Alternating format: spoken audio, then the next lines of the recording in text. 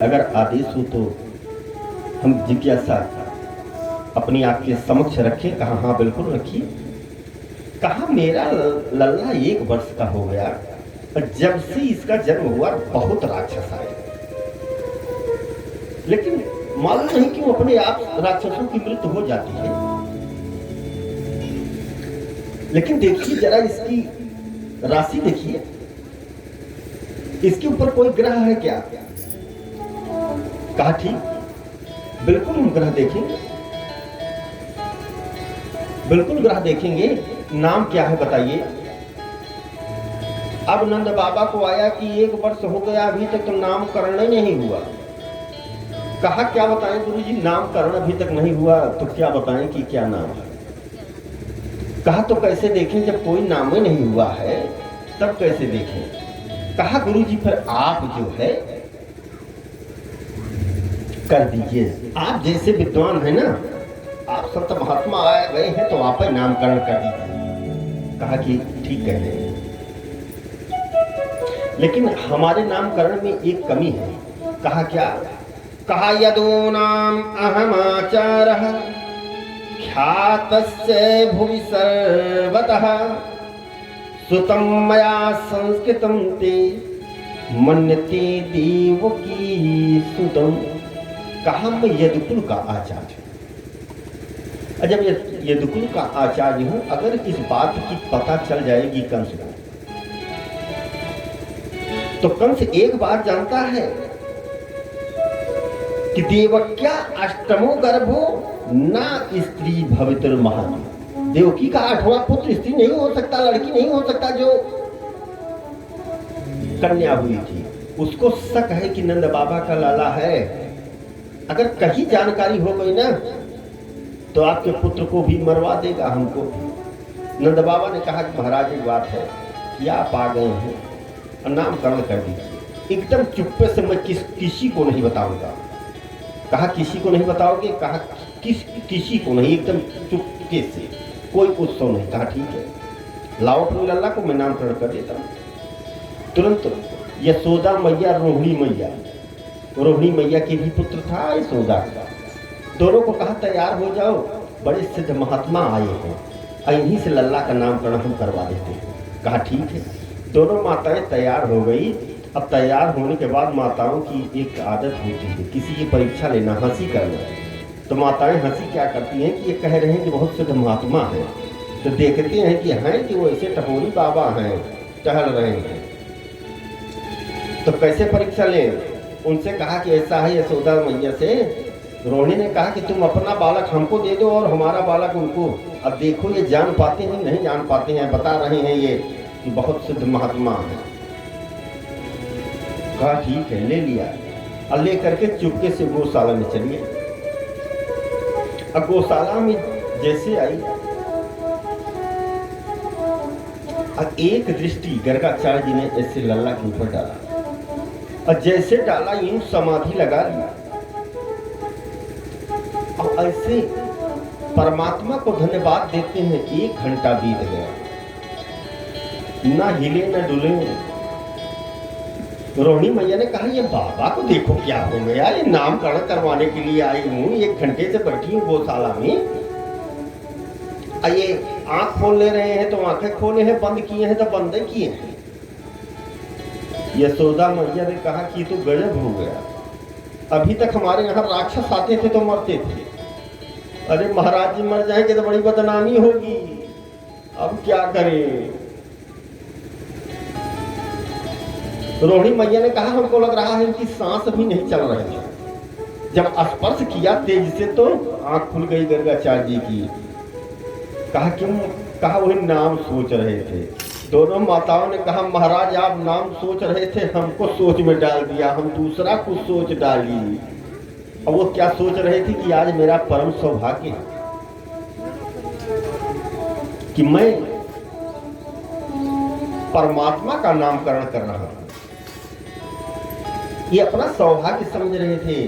कहा नामकरण सोचा? कहा हाँ। कहा ठीक। कहा कि ऐसा है कि सबसे पहले यशोदा मैया की गोदी में जो पुत्र है वो रोहिणी मैया का पुत्र है। और जैसे गर्गाचार्य जी ने बताया ना, दोनों माताएं मुंह से अंगुली से इशारा करके बाबा बहुत पहुंचे हुए हैं। अपना जो है यही इशारा करती हैं कि बाबा तो वहां बहुत पहुंचे हुए हैं, ये तो ये समझ ले रहे हैं कि कौन किसका पुत्र है। हमने गलत मजाक किया। वैसे संतों और महात्माओं से चाहिए कि कभी मजाक न करें। मजाक करने का उल्टा अर्थ होता है। तो कहते अयम ही रोहिणी पुत्र रमयं स्वदो गुणी आख्यास्ते राम इत बलाख्यात बलम विदुः। कहा जो यशोदा मैया की गोदी में पुत्र है ना, वो रोहिणी का पुत्र है और इसके बल अधिक होगा, इसलिए इसका नाम होगा बलराम। कहा ठीक। और दूसरा कहा जो रोहिणी मैया के गोदी में है ना, इसके तो एक नाम नहीं होंगे। कहा तो कितने होंगे महाराज? कहा कई नाम होंगे। कहा ये वसुदेव के पुत्र होने के कारण, इतना कहते कहते कन्हैया ने उंगली ऐसे लगा दिया, अभी तो पोल पट्टिए खोल दोगे माता जी से कि मैं इनका पुत्र नहीं हूं। तो कहते कहते बदल गए। कहा माता जी किसी जन्म में इनका नाम जो है, ये वसुदेव के पुत्र थे इसलिए वासुदेव था। कहा इस जन्म में मैया ने कहा नहीं, इस जन्म में तो आप ही के बेटे हैं ना। कहा इनके तो अनेक नाम होंगे। बहूनि संत नामानि रूपाणि च सतसते गुण कर्माणि रूपाणि तान्यहं वेदनो जनः। कहा बहूनि संत नाम, गोपाल सहस्त्र नाम, विष्णु सहस्त्र नाम, इनके अनेक नाम होंगे। कहा तब अब कहा ऐसा है कि ये दूसरे को देख करके आकर्षण कर लेंगी, इसलिए इनका नाम होगा कृष्ण। दर्शयत इति कृष्ण।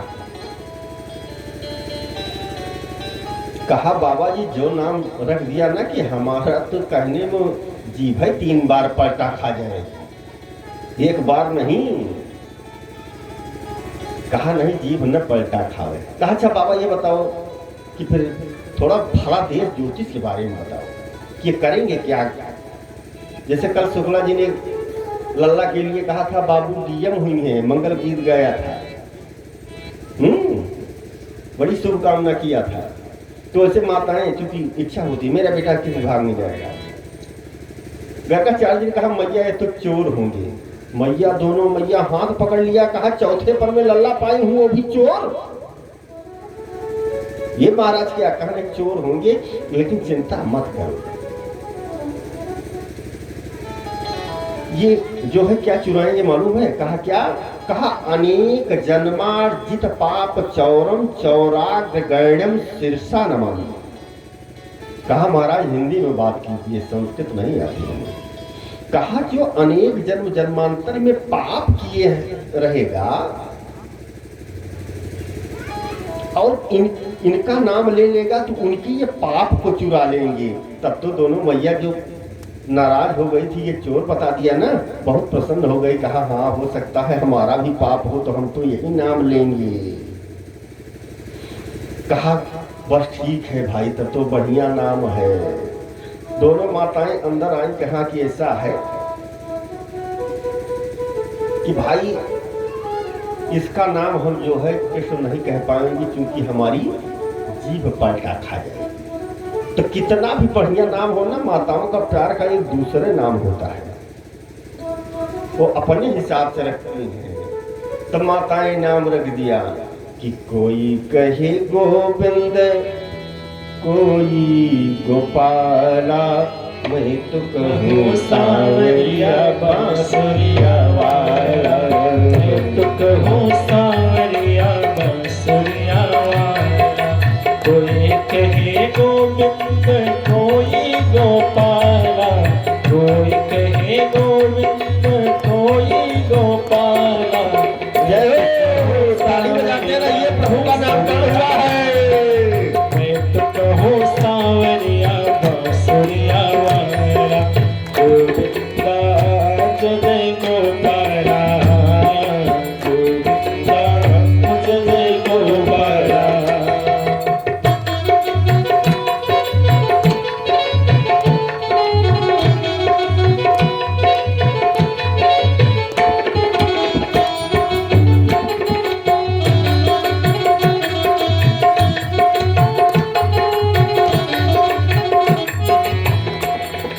राधा ने श्याम कहा मीरा ने गिरधर, राधा ने श्याम कहा मीरा ने गिरधर, कृष्णा ने कृष्ण कहा तुम जाने नटवर, कृष्णा ने कृष्ण कहा तुम जाने नटवर, ग्वालों ने तुमको पुकारा है ग्वाला, ग्वालों ने तुमको पुकारा है ग्वाला, मैं तो कहूँ सावरिया बांसुरिया वाला, मैं तो कहूँ सावरिया बांसुरिया।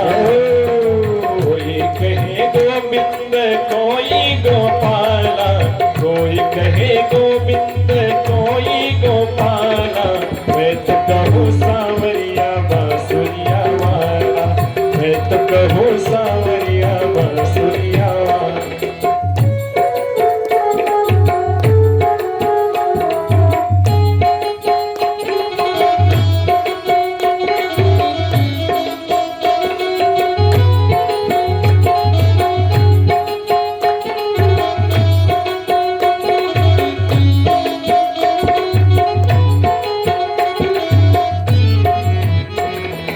मैया तो कहती है तुमको कन्हैया, मैया तो कहती है तुमको कन्हैया, घनश्याम कहते हैं बलराम भैया, घनश्याम कहते हैं बलराम भैया। शूर की आंखों के तुम हो उजाला, सूरा की आंखों के तुम थे उजाला, मैं तो कहूँ सावरिया बांसुरिया वाला, मैं तो कहूँ सावरिया बांसुरिया वाला। कोई कहे गोविंद कोई गोपाला, कोई कहे गोविंद कोई गोपाला, मैं तो कहूँ सावरिया बांसुरिया वाला, मैं तो कहूँ सावरिया बांसुरिया।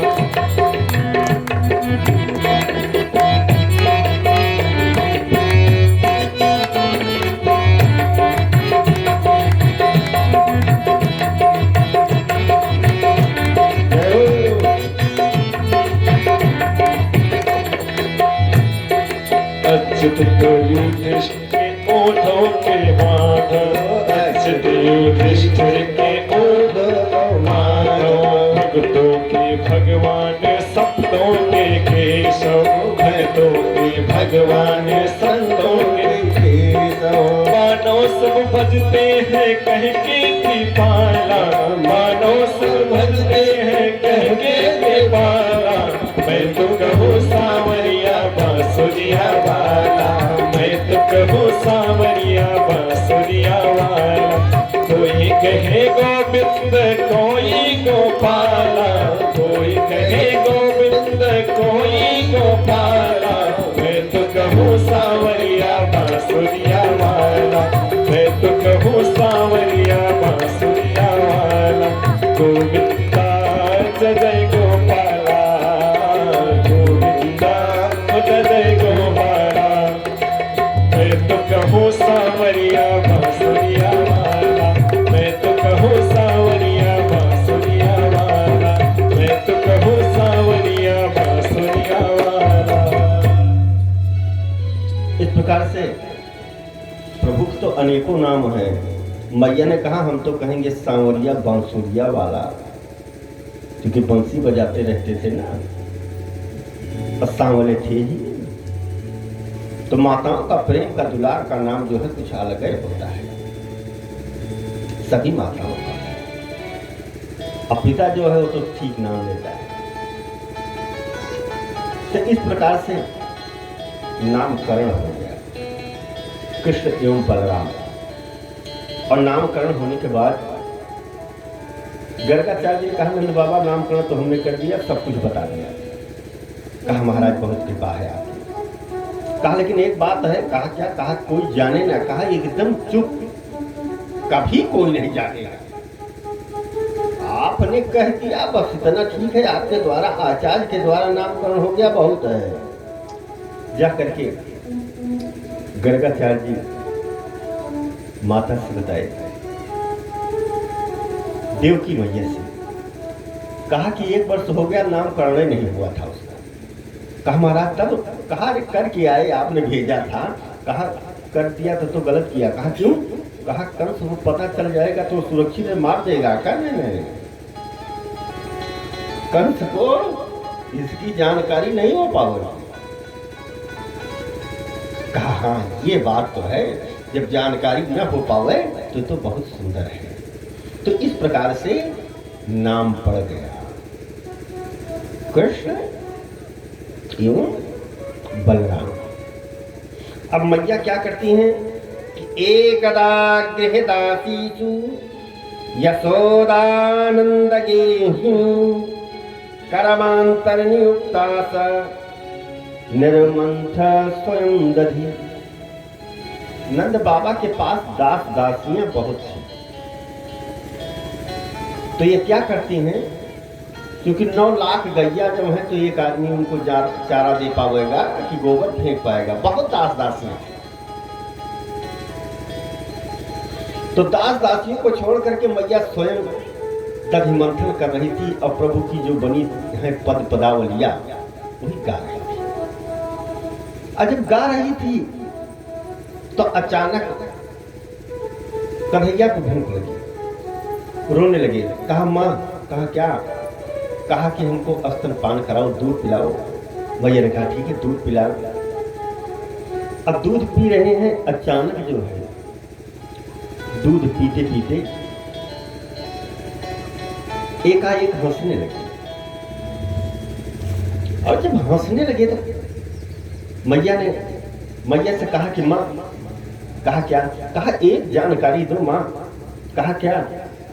कहा ये बताओ तुमको दूध प्यारा है कि पूत? माँ जो है धीरे से गाल पर थपकी मार करके कहती है कि वही बात पूछते हो बेटा कि दूध प्यारा है कि पूत? अरे पूत प्यारा है, दूध कहाँ प्यारा होगा। तुम मेरे लल्ला हो, चौथे पल में मिले हो तो तुम प्यारे हो। कहा यही जानना चाहता था माँ कि मेरी इच्छा यही थी कि कौन प्यारा है जरा समझ ले माता जी से। कहा कि नहीं बेटा पूत प्यारा है। और इतने में देखते क्या है कि अचानक अंगीठी पर भरा हुआ दूध जो है उफान मार दिया। और जैसे उफान मार दिया मैया ने क्या किया कि लल्ला को अतृप्त अवस्था में, यानी कि अभी स्तनपान पूर्ण रूप से नहीं कर पाए, उनको जमीन पर उतार दिया और चली गई दूध उतारने के लिए। कन्हैया ने कहा वाह माता जी गजब बेवकूफ बनाती है यार। अभी हमने आपसे पूछा था कि आपको प्यारा कौन है, दूध है कि पूत है? तो आपने कहा कि पूत है। और दूध 50 ग्राम नहीं बहा होगा, इससे ज्यादा बहता ही नहीं है, क्योंकि इससे ज्यादा बहेगा तो अग्नि जो है धीमी हो जाएगी। आज गैस का जमाना है, पहले गैस का जमाना नहीं था।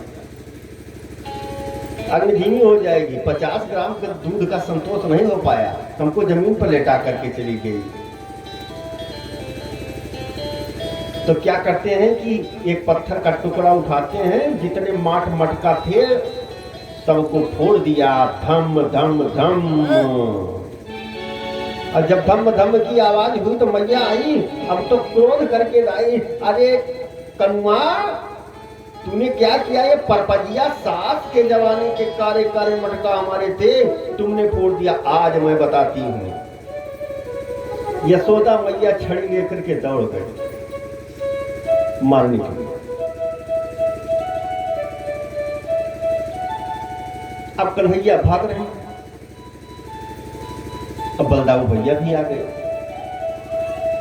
कन्हैया भाग रहे हैं और मैया छड़ी से उनको मारने के लिए वो भी दौड़ रहे हैं। और इस मंगलमयी कथा को सुखदेव स्वामी राजा परीक्षित को श्रवण करा रहे हैं। कहते हैं देखो परीक्षित, इस तरह से भागता हुआ ब्रह्म आपको नहीं मिलेगा बाल स्वरूप में।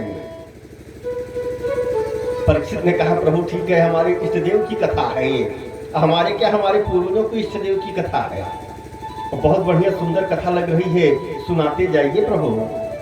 कहा आगे क्या हुआ ये बताइए। कहा आगे ये हुआ कि मैया थक गई, सांस फूलने लगी। कहा कन्हैया रुक जाओ, नहीं बहुत मारूंगी। कन्हैया ने कहा पकड़ पाओगी तब मारोगे कि वैसे बात करती हो तुम, पकड़ तो नहीं पा रहे हो, कह रहे हो मारूंगी। कहा नहीं रुक जाओ। कहा मैया क्या करोगी। कहा तुम्हारी पूजा करेंगे। कन्हैया रुक गए। कहा पूजा करना है तो तुम रुक ही जाएंगे।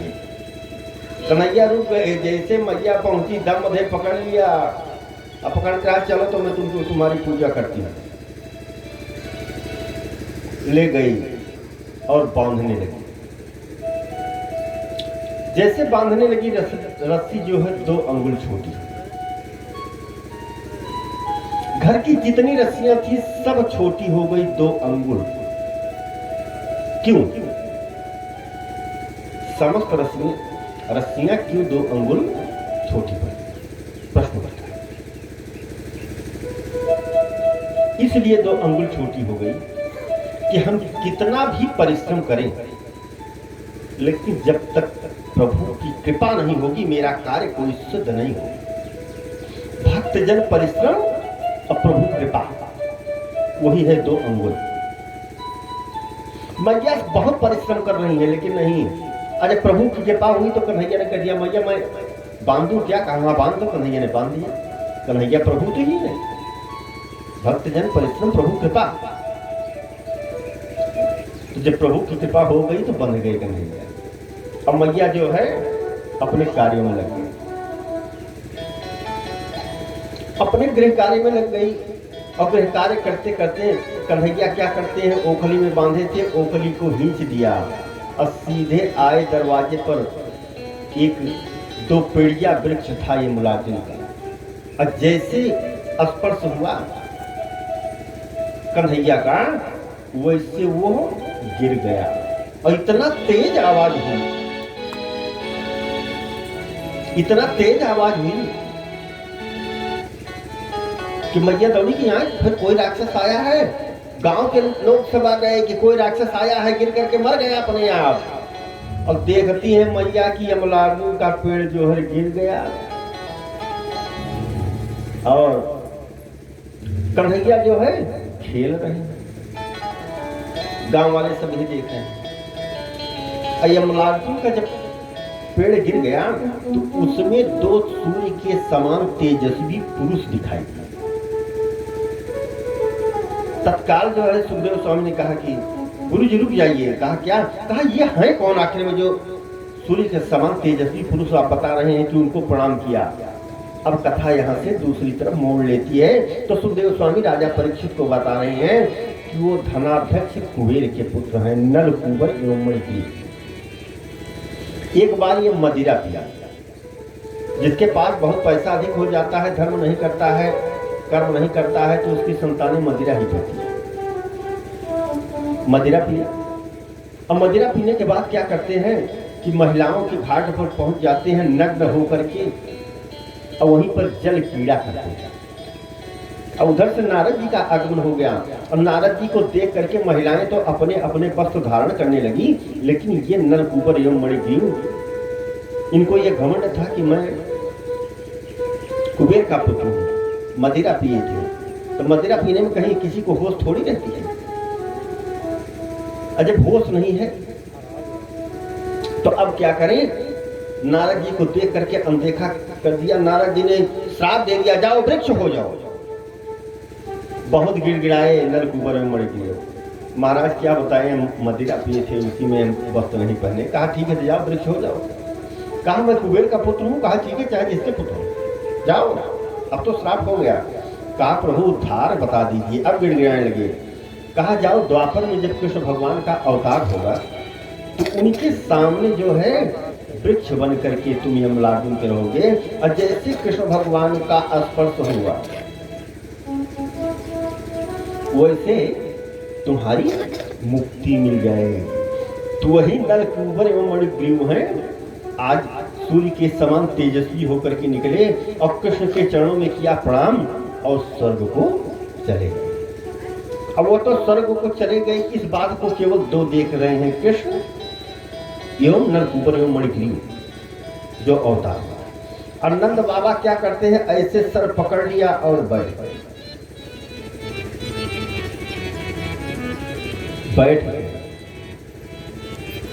अब बैठ गए तो गांव वाले ने कहा क्या हुआ, चोट उनको लगी है, सर तुम पकड़ कर बैठे हो।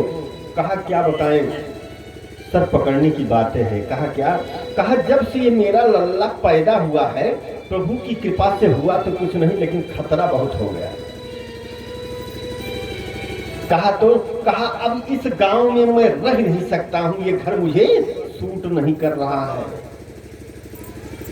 अब कहीं पर जाना पड़ेगा। कहा कि कहां चलोगे।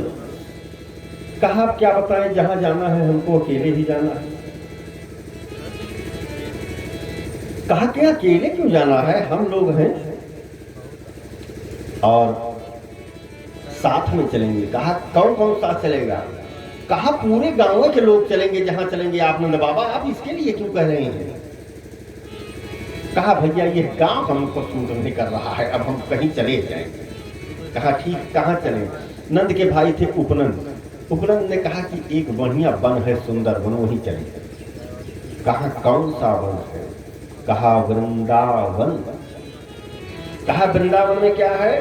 कहा वृंदावनम गोवर्धनम यमुना पुलिनानि च दीक्षासी उत्तमा प्रीति राम माधव योग। अब तो वृंदावन के लिए प्रस्थान कर दिए। कौन, पूरे गोकुल के लोग। अब बैलगाड़ी छवड़ा पर सामान सब लाद करके कहा कि इस गांव में नहीं रहेंगे, जब से यह